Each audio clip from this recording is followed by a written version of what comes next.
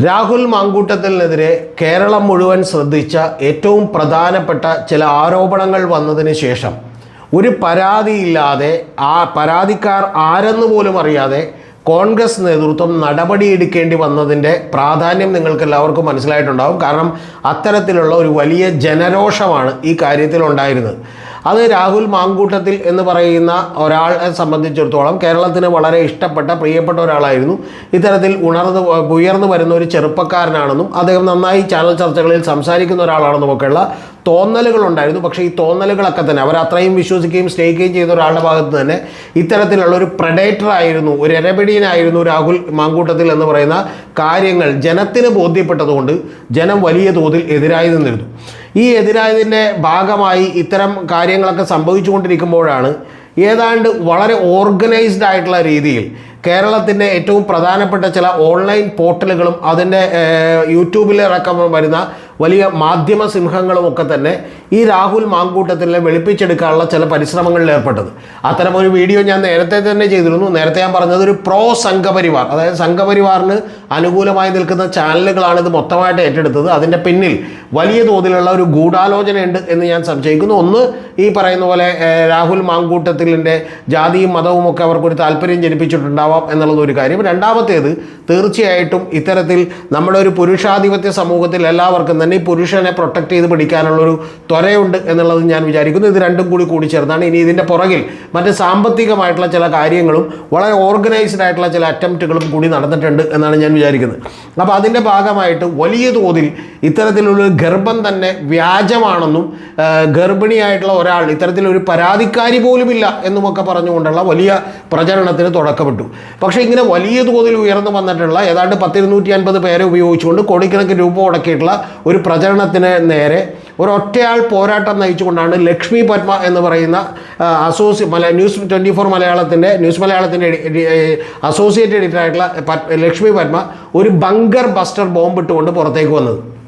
അത് ഞാൻ ആ പെൺകുട്ടിയെ ചെന്ന് കണ്ടിരുന്നുവെന്നും ആ പെൺകുട്ടിയുടെ അവസ്ഥ നമ്മൾ അറിഞ്ഞതിനേക്കാൾ വലിയ ഗുരുതരമാണ് എന്നും യഥാർത്ഥത്തിൽ ഇപ്പോഴും ഈ ബുദ്ധി കൊണ്ട് ഇദ്ദേഹത്തെ വെറുക്കുമ്പോഴും മാനസികമായി ഒരടിമത്തം ഇവർ പേരുന്നുണ്ട് എന്നുള്ളതും ഈ പറയുന്ന രാഹുൽ മാങ്കൂട്ടത്തിൽ ഇവരുമായി ഇപ്പോഴും സംസാരിച്ചുകൊണ്ടിരിക്കുകയാണ്, ഇരകളെ മാനേജ് ചെയ്യാൻ അദ്ദേഹത്തിന് കഴിയുന്നുണ്ട് എന്നുമൊക്കെ പറഞ്ഞ് ഒരു പോസ്റ്റ് ഇട്ടു. അത് വലിയ തോതിൽ കേരളം മുഴുവൻ ശ്രദ്ധിക്കപ്പെടുകയും ഈ പറയുന്ന സോഷ്യൽ മീഡിയയിലൊക്കെ ഉയർത്തിക്കൊണ്ടുവന്ന വലിയ തോതിലുള്ള ന്യായീകരണങ്ങൾക്ക് കടുത്ത പ്രഹരം ഏൽപ്പിക്കുകയും ചെയ്തു എന്ന് നമുക്കറിയാം. ഈ ഘട്ടത്തിലാണ്, ഇതിന് തൊട്ടു മുമ്പാണ് ഏതാണ്ട് ക്രൈംബ്രാഞ്ച് സ്വമേധയാ തന്നെ ഇത്തരത്തിൽ കേരള പോലീസ് ഇതിൻ്റെ പുറത്ത് കേസെടുക്കാൻ തീരുമാനിക്കുന്നത്. പരാതികളുള്ള കേസുകൾ പോലും ശിക്ഷിക്കപ്പെടുന്നില്ല, പിന്നെ പരാതികൾ പുറത്തു വന്ന് പറയാത്ത കേസുകൾ എങ്ങനെ ശിക്ഷിക്കപ്പെടും എന്നുള്ള ഒരു കാര്യമൊക്കെ വലിയ സംശയകരമായിട്ടുള്ള കാര്യമാണ്. പക്ഷേ ആ സമയത്താണ് ക്രൈംബ്രാഞ്ചിൻ്റെ അന്വേഷണങ്ങളിൽ ചില ഞെട്ടിക്കുന്ന വിവരങ്ങൾ പുറത്തേക്ക് വരുന്നത്. കാരണം ഒരാളല്ല ഇത്തരത്തിൽ ഗർഭിണിയാക്കപ്പെട്ടതെന്നും ഇതൊരു ശീലമായിരുന്നുവെന്നും ഇപ്പോൾ 2 പേരെങ്കിലും ക്രൈംബ്രാഞ്ച് കണ്ടെത്തിയിട്ടുണ്ടെന്നും അവരുടെ ബാംഗ്ലൂരിൽ നിന്നുള്ള ചില ഹോസ്പിറ്റലുകളിലെ വിശദാംശങ്ങളും രേഖകളും ഒക്കെ തന്നെ ക്രൈംബ്രാഞ്ചിൻ്റെ കയ്യിലേക്ക് എത്തിയിട്ടുണ്ടെന്നും ഇനി കൂടുതൽ ഇരകൾ ഒരുപക്ഷെ ഇതിൽ ഉണ്ടാകാമെന്നുമൊക്കെയുള്ള സംശയങ്ങൾ കൊണ്ട് ആകെ കൺഫ്യൂഷനിലായിരിക്കുകയാണ് ക്രൈംബ്രാഞ്ചിൻ്റെ സംഘം. അവർ പക്ഷേ ഇത് എങ്ങനെ കേസുമായി മുന്നോട്ട് പോകും, പരാതി തരാൻ ഇവർ തയ്യാറാകുന്നില്ല എന്ന് പറയുന്ന കൺഫ്യൂഷൻ ഉള്ളപ്പോഴും ഇത്തരത്തിൽ ഞെട്ടിക്കുന്ന വിവരങ്ങൾ കൃത്യമായി അവരുടെ കൈകളിലേക്ക് കിട്ടിക്കൊണ്ടിരിക്കുകയാണെന്നും ലക്ഷ്മി പത്മയടക്കമുള്ള മറ്റ് ചില ആളുകളെയും ഒക്കെ തന്നെ ഈ പറയുന്ന റിനിയെയും ഒക്കെ തന്നെ എല്ലാവരെയും കാണാൻ ക്രൈംബ്രാഞ്ച് സംഘം തീരുമാനിച്ചിട്ടുണ്ട് എന്നുമാണ് അറിയുന്നത്. അപ്പോൾ ഇത്തരത്തിലുള്ള ഒരു അന്വേഷണം സൈഡിൽ കൂടെ നടന്നുകൊണ്ടിരിക്കുകയാണ്. ഈ അന്വേഷണം നടക്കുകയും ഇത്തരത്തിൽ മാർക്സിസ്റ്റ് പാർട്ടിയും CPM-ഉം അതുപോലെ തന്നെ കേരള പോലീസിൻ്റെ സ്പെഷ്യൽ ബ്രാഞ്ചും ഒക്കെ ഇത്തരത്തിലുള്ള വിവരങ്ങളൊക്കെ ഏതാണ്ട് ഏറെക്കുറെ നേരത്തെ തന്നെ ശേഖരിക്കുകയും ചെയ്തതാണ്. കാരണം ആ ശേഖരിച്ചതിൻ്റെ ഭാഗമായിട്ടാണ് രാഷ്ട്രീയം വളരെ സൂക്ഷ്മമായി ശ്രദ്ധിക്കുന്ന ആളുകൾക്കറിയാം ഈ രാഹുൽ മാങ്കൂട്ടത്തിൽ ഏതാണ്ട് ഒരു നിലമ്പൂർ ഇലക്ഷൻ കഴിഞ്ഞതിന് ശേഷം അതിന് തൊട്ടു മുമ്പുള്ള കുറച്ച് നാളുകളിലൊക്കെ വളരെ സൈലൻ്റ് ആയിരുന്നു, വളരെ രൂക്ഷമായിട്ടുള്ള വിമർശനങ്ങൾ ഉണ്ടായിരുന്നില്ല. കൂടാതെ ചാനലുകളിലൊന്നും ഇദ്ദേഹം പോകുന്നുണ്ടായിരുന്നില്ല എന്നുള്ളതൊക്കെ നമുക്കറിയാം. ചാനലിൽ ഇദ്ദേഹം പോയപ്പോൾ ഒരിക്കൽ നമ്മുടെ ഗോപാലകൃഷ്ണൻ എന്ന് പറയുന്ന BJP നേതാവ് ഇദ്ദേഹത്തെ കോഴി എന്ന് വിളിച്ചതുമൊക്കെ നമുക്കറിയാം. അപ്പോൾ ഏതാണ്ട് ഈ കാര്യങ്ങളൊക്കെ തന്നെ ഇത്തരത്തിലുള്ള ആളുകൾക്കൊക്കെ അറിയാം എന്ന് പറയുന്ന ഒരു അവസ്ഥയിലെത്തി നിൽക്കുകയാണ്. എന്ന് പറഞ്ഞാൽ രാഹുൽ മാങ്കൂട്ടത്തിൽ ഗർഭിണിയാക്കിയവരിൽ ഒന്നിലധികം പേരുണ്ട് എന്നുള്ളത് പുറത്തേക്ക് വന്നിരിക്കുന്നു. ഇതിൻ്റെ ഒപ്പം തന്നെ ഇപ്പോൾ ഈ പറയുന്ന രാഹുൽ മാങ്കൂട്ടത്തിൽ രക്ഷിച്ചെടുക്കാൻ ഇറങ്ങിയിട്ടുള്ള വലിയ തോതിലുള്ള ഒരു സൈബർ സേന, ആ സൈബർ സേന നേരത്തെ തന്നെ ഈ യുവ ചെറുപ്പക്കാരെ മാത്രം ഉയർത്തി കാണിക്കാൻ അവരുടെ ഒരു കൊട്ടേഷൻ സംഘമായി പ്രവർത്തിക്കുകയായിരുന്നെന്നും മറ്റ് നേതാക്കന്മാരൊക്കെ ഇവരുടെ അപ്രീതിക്ക് പാത്രമായാൽ ഇത്തരത്തിലുള്ള ആക്രമണങ്ങൾ നേരിടേണ്ടി വരുമെന്നും ഒക്കെ തന്നെ പറഞ്ഞുകൊണ്ട് പത്മജ വേണുഗോപാൽ, അവരിപ്പോൾ BJPയിലാണെങ്കിലും കെ കരുണാകരൻ്റെ മകളാണ്, കോൺഗ്രസ്സുകാരിയാണ്, അവരും കൂടി പുറത്തേക്ക് വന്നിട്ടുണ്ട്. അപ്പോൾ ഇത്തരത്തിൽ വലിയ തോതിലുള്ള വിമർശനങ്ങൾ ഉണ്ടായിക്കൊണ്ടിരിക്കുന്നതിനിടയിലാണ് നമുക്കറിയാം ഈ രാഹുൽ മാങ്കൂട്ടത്തിലുള്ള യുദ്ധത്തിന് സന്നദ്ധരായി പുറത്തേക്കിറങ്ങിയിട്ടുള്ള ഒരു ചാനൽ എന്ന് പറയുന്നത് റിപ്പോർട്ടർ ചാനലാണ്. ആ റിപ്പോർട്ടർ ചാനലിനെ തന്നെ ഡിസ്ക്രെഡിറ്റ് ചെയ്യാൻ വേണ്ടിയിട്ട് 2 പേർ ഒരു ആരോപണം വന്നിരുന്നു. ആ 2 പേരുടെ ആരോപണം ശരിയായിരിക്കാം, അവരെയൊന്നും ഞാൻ തള്ളി പറയുന്നില്ല. അഞ്ജന അനിൽകുമാറും വീണ ചന്ദും. അതിൽ അഞ്ജന അനിൽകുമാറാണ് ഒരു ലൈംഗികമായിട്ടുള്ള പീഡന പരാതി എന്നുള്ള നിലക്കുള്ള ഒരു പരാതി ഉന്നയിച്ചിട്ടുള്ളത്. അപ്പുറം ഇപ്പോൾ സമൂഹ മാധ്യമത്തിൽ വന്ന് അതിൽ ആരാണ് കുറ്റക്കാരൻ എന്നുള്ള പേര് കൂടി വെളിപ്പെടുത്തിയിട്ടുണ്ട്. ആ പേര് വെളിപ്പെടുത്തിയതിന് ശേഷമുള്ള 3 മണിക്കൂറുകൾക്കകം തന്നെ റിപ്പോർട്ടർ ചാനൽ അവരെതിരെ നടപടിയെടുത്തിട്ടുണ്ട്, പുറത്താക്കിയിട്ടുണ്ട് എന്നുള്ളത് വാസ്തവമാണ്.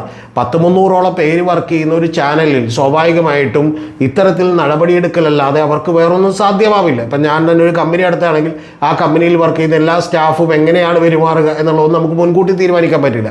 പക്ഷെ അത്തരം ഒരു കാര്യം അറിയുമ്പോൾ എടുക്കുന്ന നിലപാടുകളാണ് മുഖ്യം.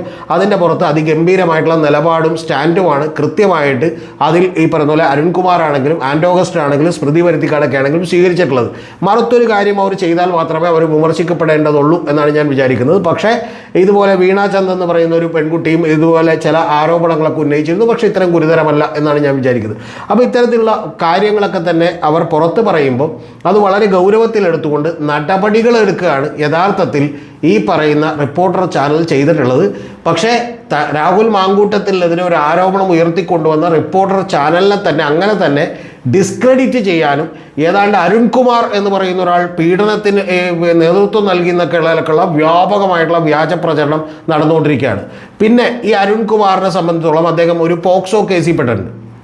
പോക്സോ കേസിൽ അരുൺകുമാർ മാത്രമൊന്നുമല്ല, ഇപ്പോൾ ശാന്തിവിള ദിനേശും ഒക്കെ പെട്ടിട്ടുണ്ട്. ഇതൊക്കെ ഞാൻ ഈ 2 പേരെ പറയാൻ കാര്യം, ഇവരൊക്കെ ഏതെങ്കിലും ഒരു സംഭവത്തിൽ പോക്സോയോ ഏതെങ്കിലും ഒരു പെൺകുട്ടിയോട് മോശമായിട്ട് നോക്കിയതിന് പോലുമല്ല കേസെടുത്ത്. ഇവർ കൊടുത്തിട്ടുള്ള വാർത്തകളുടെ അടിസ്ഥാനത്തിലാണ് കേസെടുത്തത്.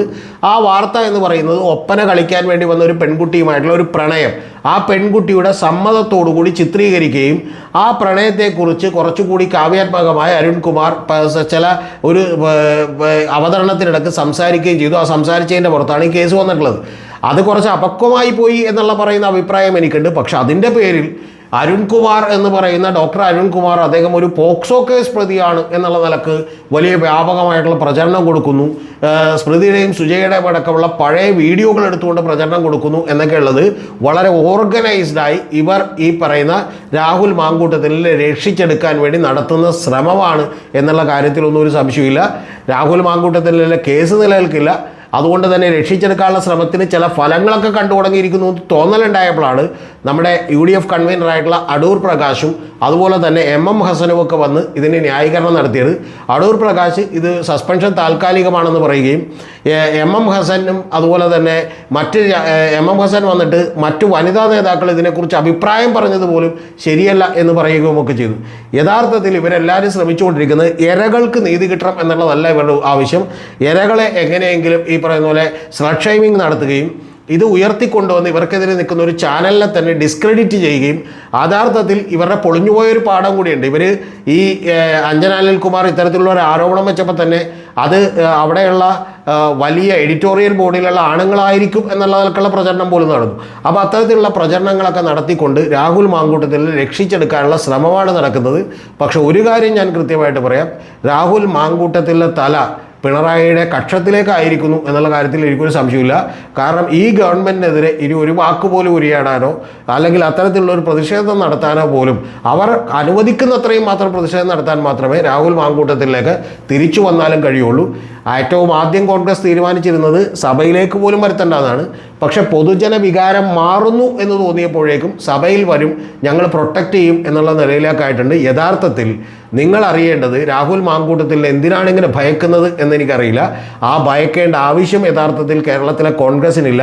കോൺഗ്രസ് ശക്തമായ നിലപാടെടുക്കണം. ഞാൻ മനസ്സിലാക്കുന്നിടത്തോളം VD സതീശനും അതുപോലെയുള്ള നേതാക്കന്മാർ സണ്ണി ജോസഫും ഒക്കെ നിലപാടുകൾ ഇപ്പോൾ കൃത്യമായി എടുത്തിരിക്കുന്നു. കാരണം ഇതിൽ പ്രൊട്ടക്റ്റ് ചെയ്യാൻ കഴിയില്ല എന്ന് പറയുന്ന ഒരു നിലപാടിലേക്ക് അവർ വന്നിരിക്കുന്നു.